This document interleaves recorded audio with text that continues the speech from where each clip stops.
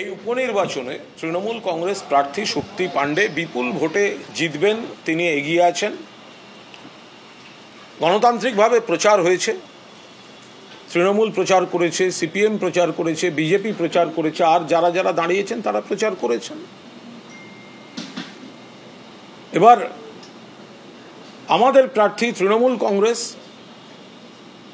আমরা নিশ্চিত আমরা জিতব এবং বাকি অন্য প্রতিদ্বন্দ্বীরাও বুঝে গেছেন তৃণমূল বিপুলভাবে জিততে চলেছে। এই পরিস্থিতিতে দাঁড়িয়ে আমি একটু মনে করিয়ে দিচ্ছি যে মাননীয় মুখ্যমন্ত্রী মমতা বন্দ্যোপাধ্যায় মানিকতলা বিধানসভা কেন্দ্রের উপনির্বাচনের জন্য একটি কোর কমিটি তৈরি করে দেন। কোর কমিটিতে রয়েছেন অতীন ঘোষ, পরেশ পাল, স্বপন সমাদ্দার এবং আমি। মাননীয় মুখ্যমন্ত্রী এই কোর কমিটি এবং এই নির্বাচন পরিচালনায় যে কোর কমিটি হয়েছে তার আহ্বায়ক নিযুক্ত করেন আমাকে এবং নির্বাচনী এজেন্ট হন অনিন্দ্য রাউত।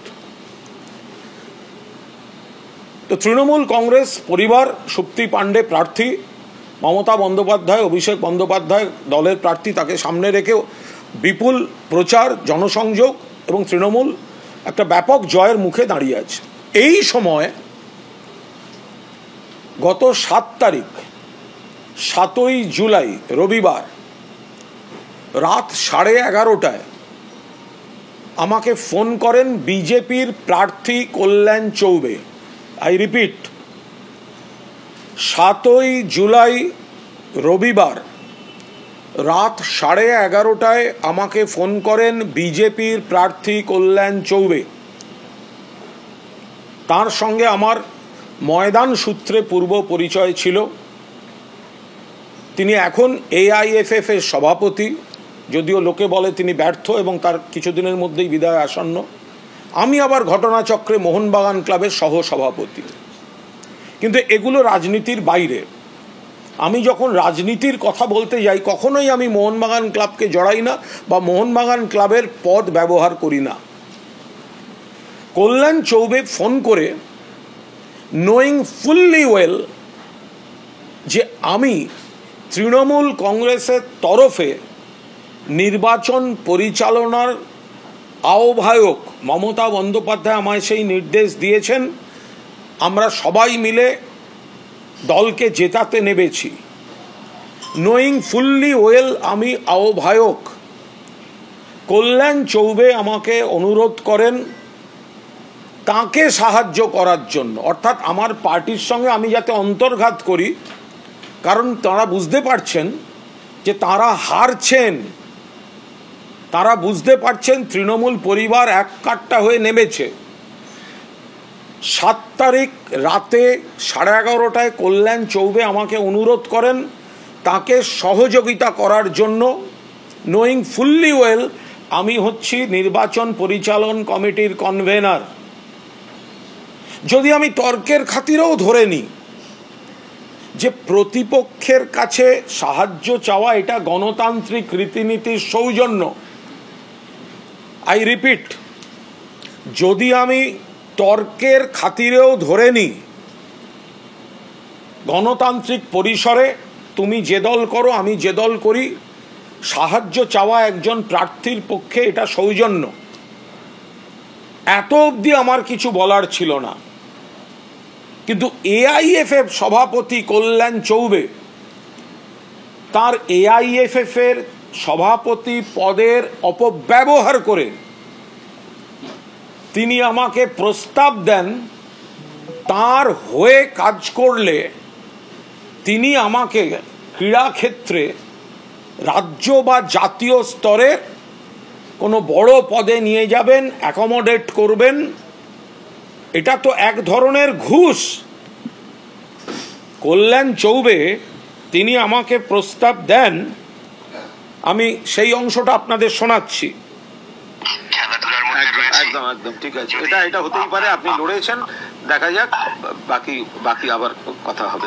আমি বলি যে যদি কৃতজ্ঞতা স্বরূপ না যদি ভবিষ্যতেও কখনো খেলাধুলায়, সে সর্বভারতীয় পর্যায়ে হোক কি রাজ্য পর্যায়ে হোক, কোথাও আপনার মনে হয় আমি আপনাকে অ্যাকোমোডেট করার চেষ্টা করব।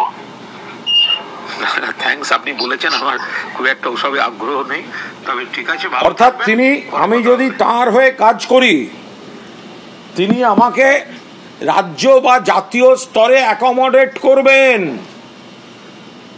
এ তো ঘুষ দেওয়ার চেষ্টা। কল্যাণবাবু বুঝতে পারছেন গোহারা হারবেন। এটা কি রাজনীতি? পুরনো পরিচয়। প্রার্থী হিসেবে যে কেউ সহযোগিতা করতে পারেন, আমি খোলা মনে প্রস্তুত যে কোনো কথা বলতে। আমি সম্পর্কে বিশ্বাসী, কিন্তু আপনি কাজ করুন, তার বিনিময়ে আপনাকে জাতীয় বা রাজ্য বা জাতীয় স্তরের পদে অ্যাকোমোডেট করব। কি ভেবেছেন? ভুলে গেছেন এই কুণাল ঘোষ আমার জীবনে ঝড় জলের পর কেন্দ্রীয় সরকার অ্যাপয়েন্টমেন্ট লেটার পাঠিয়ে দিয়েছিল টেলিফোন অ্যাডভাইসারি কমিটির চেয়ারম্যান। আপনাদের সকলকে ডেকে সবিনয়ে আমি প্রত্যাখ্যান করে দিয়েছিলাম। আমাকে বড় পদ দেখাচ্ছেন দলের সঙ্গে বেইমানি করার জন্য। কল্যাণ চৌবের সঙ্গে আমার যে কথোপকথন, তার এই অংশ আমি আমার সোশ্যাল মিডিয়ায় ছেড়ে দিয়েছি। বাকি অংশটা আজ এই মুহূর্তে ছাড়ছি না। উনি অতীতে একটি অত্যন্ত অন্যায় কাজ করেছিলেন, আপত্তিকর কাজ করেছিলেন, সংকীর্ণ মনা অসভ্যতা বলে যাকে বাংলায়, তার জন্য উনি ক্ষমাও চেয়েছেন। সেই অংশটা আমি আজকে আর এখনও আপলোড করিনি। যদি এটা নিয়ে বেশি বাড়াবাড়ি করতে যান সেইগুলো আপলোড হবে। 2 নম্বর, যদি কারুর মনে হয় যে এটা অন্য কোনো প্রযুক্তিতে, এই কথা তো আমার নয়, আমি তো কথা বলিনি, স্বর আমার নয়। আমি আপনাকে বলছি, রাজ্য পুলিশ টুলিশ দূরের কথা, আপনি বিজেপির লোক, সিবিআই ফিবিআই দিয়ে আমায় ডেকে পাঠান, আমার ফোন ফেলে দেবো, দেখে নেবেন আপনার গলা কি গলা নয়। আপনার সিবিআইয়ের কাছে আমি চলে যাব, আমি কোর্টে যাব না সিবিআই না চেয়ে। আমি আপনার সিবিআই দিয়ে তদন্ত করান এই কনভারসেশন সত্যি না কনভারসেশন মিথ্যে। আপত্তির জিনিস, ভোটের আগে, ভোটের মুখে, প্রচারে যখন দেখেছেন পেছিয়ে গেছেন, ভোট মেকানিজমে হারার সময় আপনি তৃণমূলের কনভেনারকে আপনি প্রলোভন দেখাচ্ছেন, কারণ আপনি হেরে গেছেন, আপনি ভোট পাবেন না, আপনার দল নেই। আপনি সেই জায়গায় নিন্দনীয় কাজ করছেন। তৃণমূলের কনভেনারকে বলছেন আমার হয়ে কাজটা করে দিন, আমার হয়ে কাজ করে দিন, যাতে কনভেনার শেষ 2 দিন বসে গেলে সমন্বয়ের অভাব তৈরি হয়, অমুক হয় তমুক হয়, এবং তার বিনিময়ে আপনি AIFF সভাপতি, আপনি ভাবছেন মোহনবাগান সহসভাপতিকে আরও বড় কোনো পদে আপনি অ্যাকোমোডেট করবেন। আপনি এরকম একটা ঘুষের মতো কথা বলবেন, আর নাচতে নাচতে আমরা সব আপনার কাছে আপনার কাজ করতে। আমি এই অফার রিফিউজ করেছি। আমি আপনাদের সামনে, সকলের সামনে এটা ফাঁস করে দিয়ে আপনাদের জানিয়ে দিলাম, এই হচ্ছে বিজেপি, এই হচ্ছে কল্যাণ চৌবে। একটা নোংরা মানসিকতা, নিজের স্বার্থে নিজে হারবে বুঝে এইভাবে রাতের বেলা ফোন করে সাহায্য চাইছে আর টোপ দিচ্ছে, এই দেব সেই দেব ওই দেব। আমি বলছি এই মানসিকতার মানুষকে কোনোভাবে সমর্থন করবেন না। এই মানসিকতার মানুষ, এই হচ্ছে বিজেপি, এই হচ্ছে তার প্রার্থী কল্যাণ চৌবে, যার হার নিশ্চিত বোঝার পর তৃণমূলের কনভেনারের কাছে প্যাকেজ নিয়ে গিয়ে হাজির হচ্ছে। প্যাকেজ নিয়ে গিয়ে আমরা খবর নিচ্ছি আর কাকে কাকে এইসব প্যাকেজ দেওয়ার চেষ্টা হয়েছে বা হয়েছে কিনা, সেগুলো আমরা খবর নিচ্ছি যে বড় পদ দিয়ে কিভাবে করা যায়। আমি আবার বলছি শেষ করার আগে, কোনো পরিচিত ভোটে দাঁড়ালে প্রতিপক্ষ হলেও ফোনে সহযোগিতা চাইবার সৌজন্যের পরিস্থিতি থাকা উচিত। এটার মধ্যে কোনো অন্যায় নেই।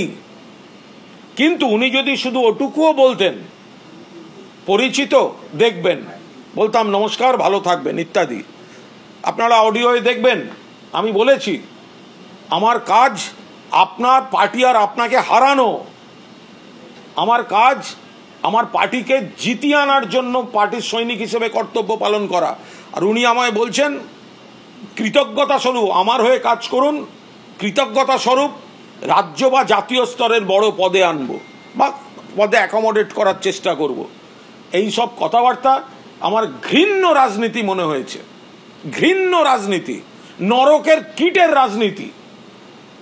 ফলে এই ধরনের মানুষ যে মানিকতলায় আগেরবার সাধন পাণ্ডের কাছে হেরে মামলা করে এতদিন আটকে রেখে দিয়েছিল নির্বাচন, বিধায়কের পরিষেবা পেতে দেয়নি, আজকে যখন সুপ্রিম কোর্টে ধাক্কা খেয়ে এই কল্যাণ চৌবে মামলা তুলে নিয়ে আবার ঢুকেছে, নিজে ক্যান্ডিডেট হয়ে ভাবতে পারেন রাত্রেবেলা এখন তৃণমূল নেতার বাড়ি ফোন করছে, তৃণমূল কর্মীর বাড়ি ফোন করছে, তৃণমূলের সৈনিকের বাড়ি ফোন করছে, পদে আনবো, আপনি আমায় সাহায্য করুন।